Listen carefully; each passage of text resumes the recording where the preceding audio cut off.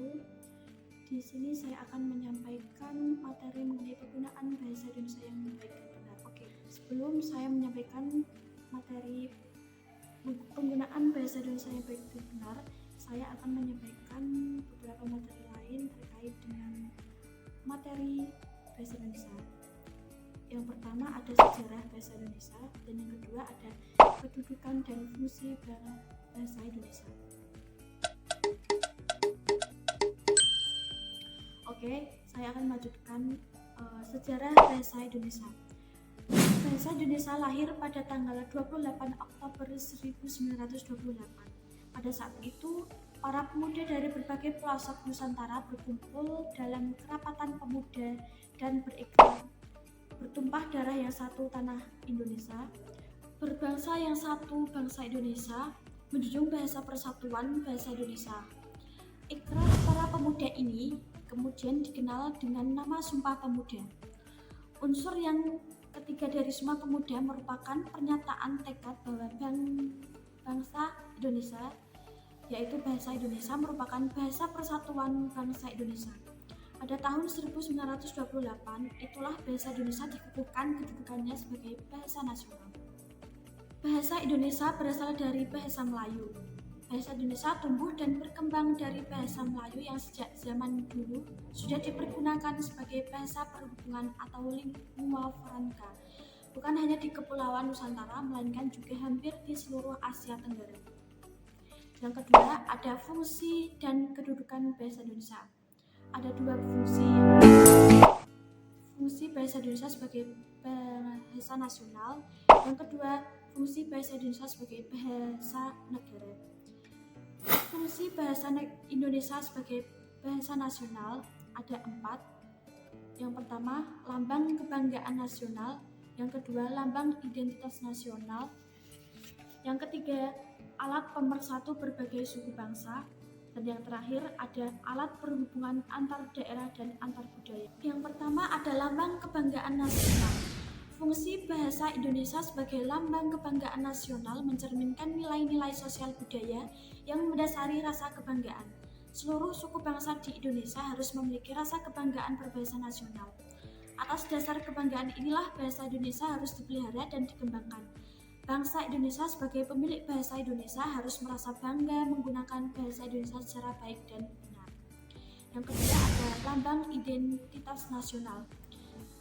Indonesia terdiri atas berbagai suku bangsa yang budaya dan bahasanya berbeda. Untuk membangun kepercayaan diri yang kuat, sebuah bangsa memerlukan identitas. Identitas sebuah bangsa dapat diwujudkan diantaranya melalui bahasanya. Dengan adanya sebuah bahasa yang mengatasi berbagai bahasa yang berbeda, suku-suku bangsa yang berbeda dapat mengidentifikasikan diri sebagai satu bangsa melalui bahasa tersebut. Sebagai lambang identitas nasional, bahasa Indonesia harus dijunjung tinggi di samping bendera dan lagu kebangsaan. Di dalam pelaksanaan fungsi ini, bahasa Indonesia harus memiliki identitasnya tersendiri yang membedakannya dengan bahasa lain. Yang ketiga, ada alat pemersatu berbagai suku bangsa. Sebuah bangsa yang terdiri atas berbagai suku bangsa yang budaya dan bahasanya berbeda dan mengalami masalah besar dalam melangsungkan kehidupannya. Perbedaan dapat memecah belah bangsa tersebut. Dengan adanya bahasa Indonesia yang diakui sebagai bahasa nasional oleh semua suku bangsa yang ada, perpecahan ini dapat dihindari karena suku-suku bangsa tersebut merasa satu. Kalau tidak ada sebuah bahasa seperti bahasa Indonesia yang dapat menyatukan suku-suku bangsa yang berbeda, akan banyak muncul masalah perpecahan bangsa. Dan yang terakhir ada alat perhubungan antar daerah dan antar budaya. Masalah yang dihadapi bangsa yang terdiri atas berbagai suku bangsa dengan budaya dan bahasa yang berbeda adalah komunikasi. Diperlukan sebuah bahasa yang dapat dipakai oleh suku-suku bangsa yang berbeda bahasanya sehingga mereka dapat berhubungan. Bahasa Indonesia perlu dibina dan dikembangkan untuk menunjukkan kepada bangsa lain tentang kekayaan nasional berupa pemilikan bahasa nasional Indonesia. Bahasa inilah yang telah berhasil menyatukan cita dan semangat bangsa Indonesia yang majemuk ini. Nilai-nilai budaya yang berkadar nasional dikomunikasikan melalui bahasa Indonesia. Fungsi kedudukan bahasa Indonesia yang kedua adalah bahasa Indonesia sebagai bahasa negara. Di dalam kedudukannya sebagai bahasa negara, bahasa Indonesia berfungsi sebagai yang pertama sebagai bahasa resmi kenegaraan, yang kedua sebagai bahasa pengantar dalam dunia pendidikan, yang ketiga sebagai alat perhubungan di tingkat nasional untuk kepentingan pembangunan dan pemerintahan, yang terakhir sebagai alat pengembangan kebudayaan, ilmu pengetahuan, dan teknologi. Yang pertama, sebagai bahasa resmi kenegaraan. Dalam kaitan dengan fungsi ini, sebagai bahasa negara, bahasa Indonesia dipakai pada semua upacara, peristiwa, dan kegiatan kenegaraan, baik secara lisan maupun dalam bentuk tulisan. Pidato-pidato resmi, dokumen-dokumen, keputusan-keputusan, dan surat resmi harus dituliskan dalam bahasa Indonesia. Upacara kenegaraan juga dilangsungkan dengan bahasa Indonesia. Pemakaian bahasa Indonesia dalam acara kenegaraan sesuai dengan Undang-Undang Dasar 1945 mutlak diharuskan. Tidak dipakainya bahasa Indonesia dalam hal ini dapat mengurangi kewibawaan negara karena hal tersebut merupakan pelanggaran terhadap Undang-Undang Dasar 1945. Pelaksanaan fungsi bahasa Indonesia sebagai bahasa resmi kenegaraan. Pemakaian bahasa Indonesia di dalam pelaksanaan administrasi negara atau pemerintah perlu dibina dan dikembangkan. Penguasaan bahasa Indonesia perlu dijadikan salah satu faktor penentu di dalam pengembangan tugas pemerintah, seperti pada penerimaan pegawai baru dan kenaikan pangkat, baik sipil maupun militer, serta pemberian tugas khusus di dalam dan di luar negeri. Yang kedua, sebagai bahasa pengantar dalam dunia pendidikan. Dunia pendidikan di sebuah negara memerlukan sebuah bahasa yang seragam sehingga kelangsungan pendidikan tidak terganggu.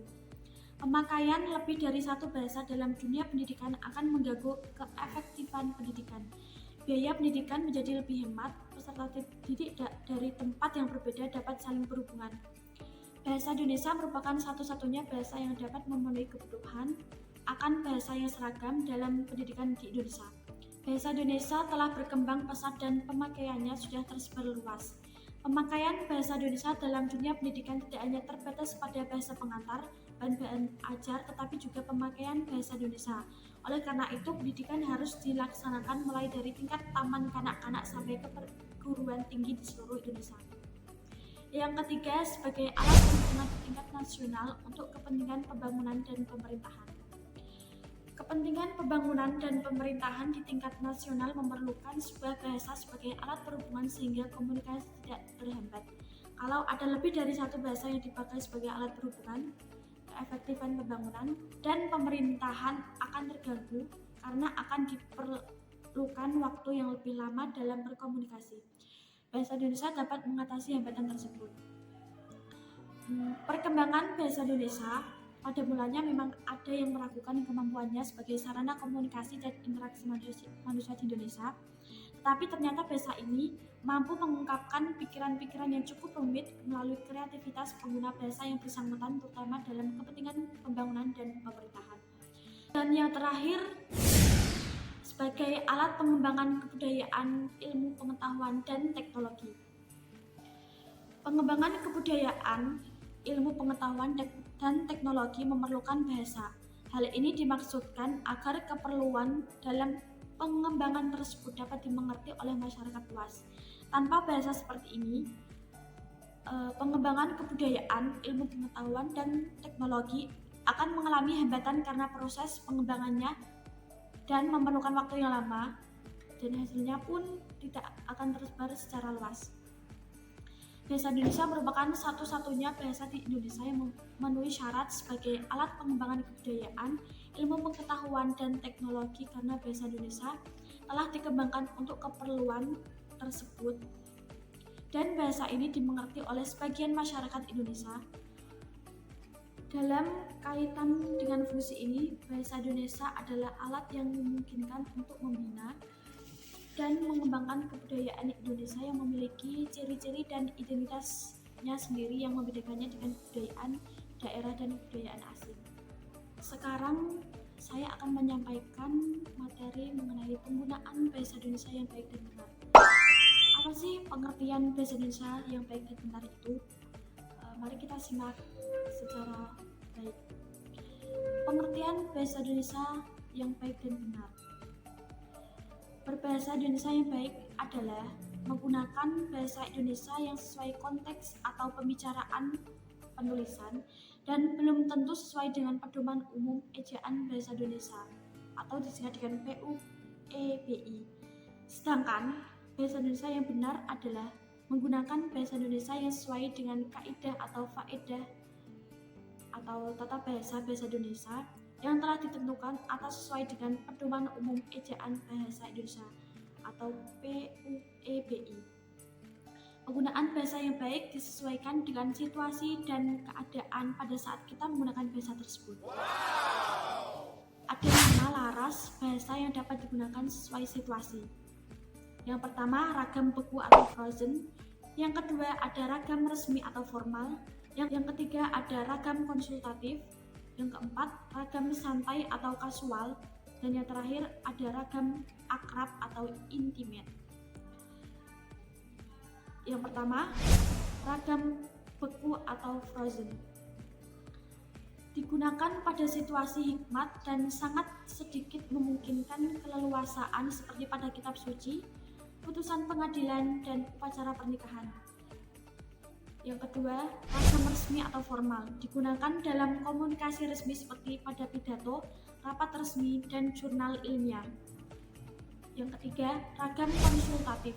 Digunakan dalam pembicaraan yang terpusat pada transaksi atau pertukaran informasi seperti dalam percakapan di sekolah atau di pasar. Yang keempat, ragam santai atau kasual.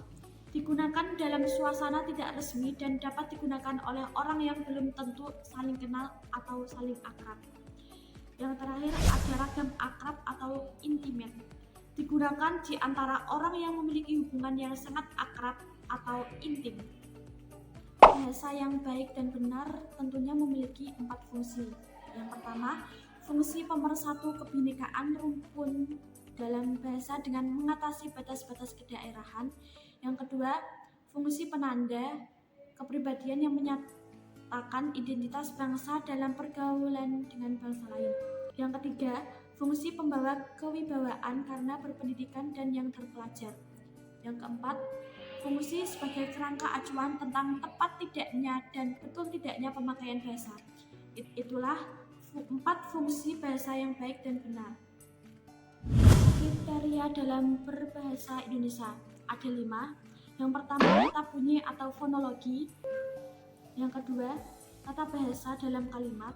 Yang ketiga, kosakata. Yang keempat, ejaan. Dan yang terakhir, makna.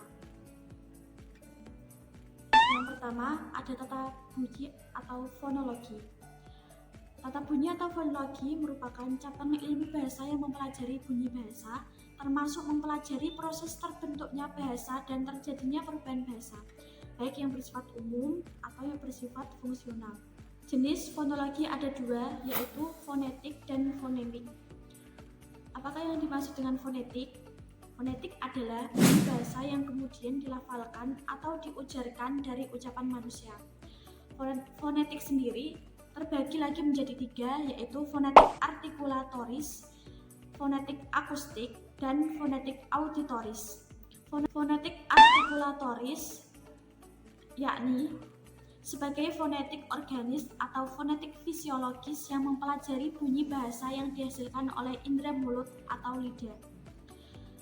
Yang kedua ada fonetik akustik, yakni menyelidiki sumber bahasa berdasarkan aspek fisik, berdasarkan frekuensi, getarannya, sumber ataupun intensitasnya.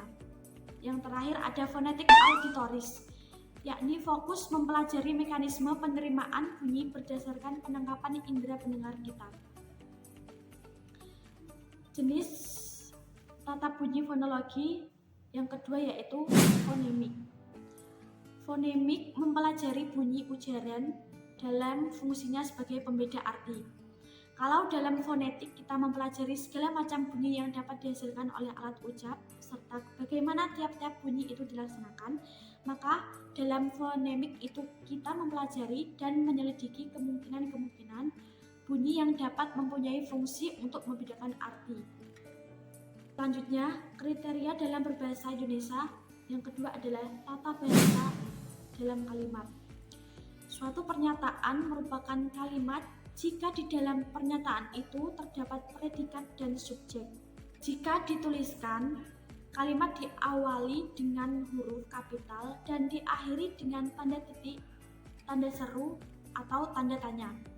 Pernyataan tersebut adalah pengertian kalimat dilihat dari segi kelengkapan gramatikal kalimat ataupun makna untuk kalimat yang dapat mandiri atau kalimat yang tidak terikat pada unsur lain dalam pemakaian bahasa. Selanjutnya ada kosakata. Dalam menggunakan bahasa Indonesia yang baik dan benar, kita dituntut untuk memilih dan menggunakan kosakata bahasa yang benar. Bisa membedakan antara ragam bahasa baku dan ragam bahasa tidak baku, baik tulis maupun lisan. Ragam bahasa dipengaruhi oleh sikap penutur terhadap lawan bicara jika lisan, atau sikap penulis terhadap bahasa jika dituliskan. Jika terdapat jarak antara penutur dengan kawan bicara atau lisan, dan penulis dengan pembaca atau tulis, akan digunakan ragam bahasa resmi atau yang dikenal dengan bahasa baku. Makin formal jarak penutur dan kawan bicara, akan makin resmi dan berarti makin tinggi kebaikan bahasa yang digunakan. Begitupun sebaliknya. Selanjutnya, segala macam tanda untuk menggambarkan perhentian antara perhentian akhir, tekanan, tanda tanya, dan lain-lain dinamakan tanda baca.